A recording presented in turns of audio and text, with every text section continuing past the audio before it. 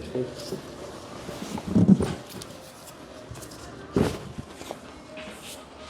Tragere în piept, scoate ușor afară. E căță!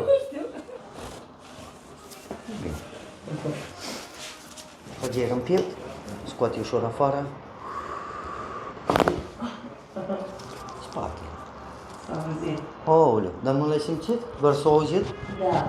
Nu, aici am auzit aici.